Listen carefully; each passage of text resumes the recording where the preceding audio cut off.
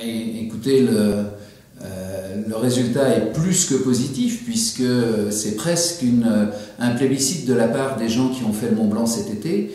Alors bien sûr, on a toujours celles et ceux qui sont contre avant même qu'on ouvre la bouche et qu'on puisse proposer quelque chose. Donc ceux-là, inévitablement, ils sont très peu nombreux, mais ils seront toujours contre. Mais autrement, les gens ont beaucoup apprécié la présence de professionnels. La Brigade Blanche, c'était pas n'importe qui, c'était quand même des gens avec une expérience de la montagne, une expérience du lieu. L'un était guide, l'autre était guide et ancien gendarme du PGHM et a été en poste à Chamonix.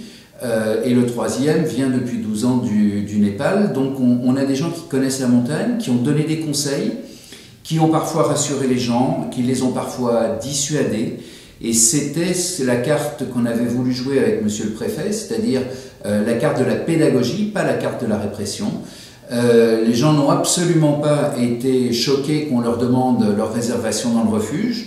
Et c'est normal, parce que quand ils montent dans l'avion avant de venir ici faire le Mont Blanc, ils montrent bien leur billet d'avion.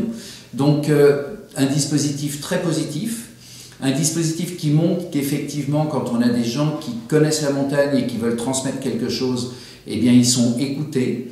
Et puis, pour ceux qui ont un peu joué, qui ont voulu jouer ou qui ont voulu encore faire des exploits avec le Mont Blanc, eh bien, ils n'ont pas été déçus du voyage, comme on dit, puisqu'on les a mis sur le devant de la scène pour les montrer du doigt. Et je crois que la leçon, c'est que le Mont Blanc a retrouvé sa quiétude, le Mont Blanc a retrouvé la paix.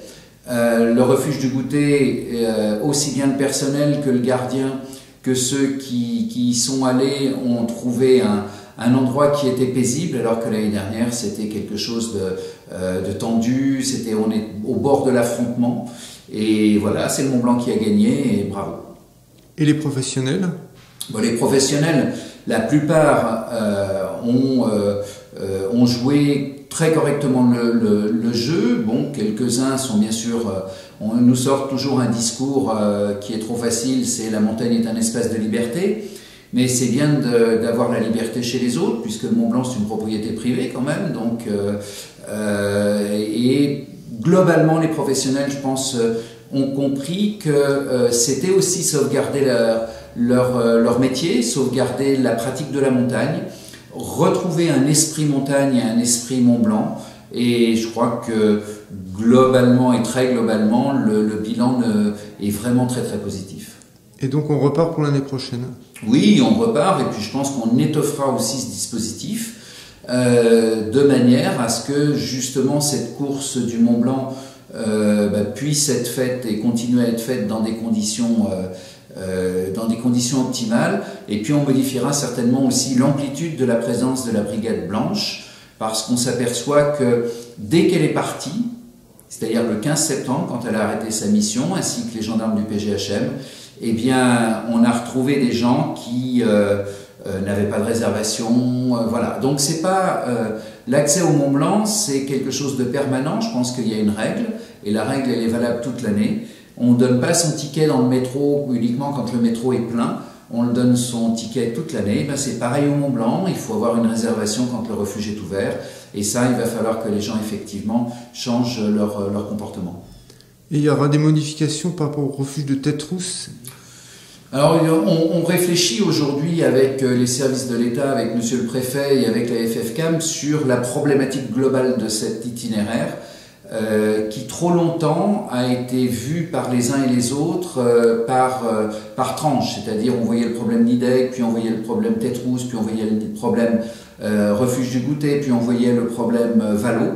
Il y a un itinéraire, il faut qu'on ait une vraie politique cohérente sur cet itinéraire, il faut qu'on ait une bonne correspondance de l'hébergement et de l'offre d'hébergement. Et puis, voilà, ce sont les dossiers d'avenir, c'est-à-dire faire en sorte que cet itinéraire, dans sa globalité, soit bien appréhendé et compris, et qu'on ait les conditions de sécurité, de respect de l'environnement sur la totalité. Donc c'est une réussite ? C'est une vraie réussite. Et moi, je suis fier de m'être battu parfois tout seul, et même très souvent tout seul, pour arriver à ce résultat, parce que c'est effectivement non pas le cadeau, mais réellement ce qu'on va faire, ce qu'on a fait, c'est ce qu'on a fait pour les générations futures. Et je suis fier qu'au moins cette fois-ci, on n'ait pas détruit notre environnement et qu'on ne laisse pas un chaos aux générations futures.